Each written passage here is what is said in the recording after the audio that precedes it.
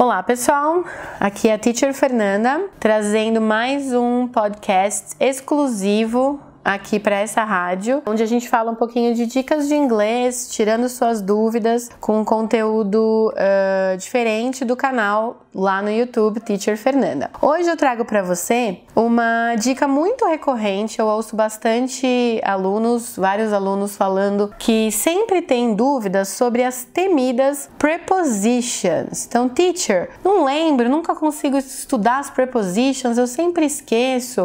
O que quer dizer tal coisa? O que quer dizer off? O que quer dizer in? O que quer dizer at? Então, é uma dúvida recorrente e o podcast de hoje vai ajudar você um pouquinho com isso.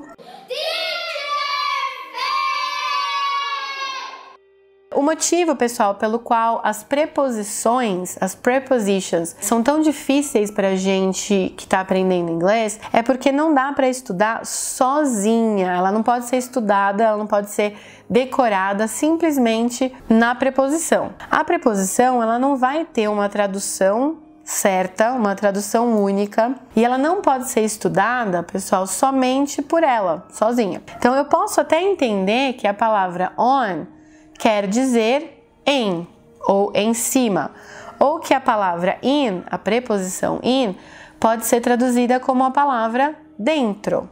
Só que na vida real, quando você coloca isso em frases, quando você coloca isso no inglês mais avançado, mais para o intermediário, não dá, ela não vai ter esse mesmo significado. Então, o que é minha dica para você hoje aqui?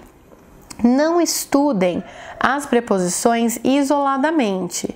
As preposições, elas sempre vêm junto de outras coisas. Então, as mais simples, para falar, por exemplo, de tempo, você pode estudar com horários. Quando eu falo de horários, eu falo at 3 o'clock.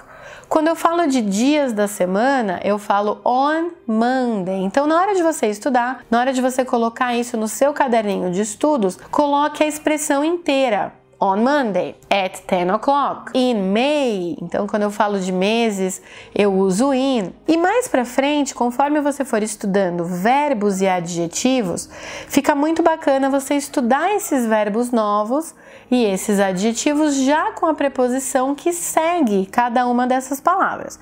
Então eu trouxe para você alguns exemplos disso, para você entender um pouquinho melhor o que eu quero dizer. Pensa aí no verbo acusar alguém. Então, acusar alguém de um crime. Em inglês, na hora que você for aprender esse verbo, que você aprender que esse verbo é o accuse, você vai colocar no seu caderno accuse of. Accuse of. Então, na hora que eu coloco o accuse, eu vou acusar de alguma coisa. Então, eu já vou lembrar que ele é sempre seguido da preposição of, O-F. O believe, que também é um verbo bem comum, que é o verbo acreditar, ele vai ser seguido sempre da preposição in. Believe in. Depois que você anotou o believe in, vale a pena colocar uma frase também com o believe in. I believe in ghosts. Eu acredito em fantasmas. Sei lá. I believe in you. Eu acredito em você. Porque aí, pessoal, você vê a diferença, você vê a mudada, né? O jogo sendo mudado, porque na verdade você não estuda a preposição in, você estuda o combo, que a gente chama em inglês de chunk. O chunk, ele é a combinaçãozinha, é o pedacinho mesmo da linguagem, que é o believe in, accuse of, congratulate on. Então, parabenizar por alguma coisa, congratulate on. Também funciona, pessoal, para adjetivos.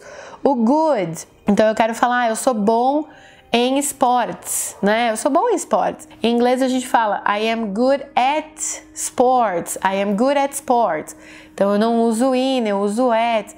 E vai dar para você essa gama de palavras que você vai estar estudando aí juntas e não separadamente. Isso é a grande sacada se você está começando o inglês. Não aprenda as palavras isoladamente, não traduza ao pé da letra, porque senão vai dar vontade de colocar good in e não é o correto, não é bom em, no mesmo sentido de in, é good at. Então comece isso desde o princípio. Se você já está adiantado aí com o seu estudo de inglês, busque voltar um pouquinho, entender algumas combinações de verbo e preposição, adjetivo e preposição, para melhorar aí o seu uso dessas estruturas. A gente chama tudo isso de collocations, que são essas combinações de palavras em inglês. Então, capricha aí, trabalha bastante em cima dessas combinações para melhorar o seu conteúdo de prepositions. Espero que tenha sido útil e até o próximo podcast aqui na rádio Teacher Fernanda, and bye!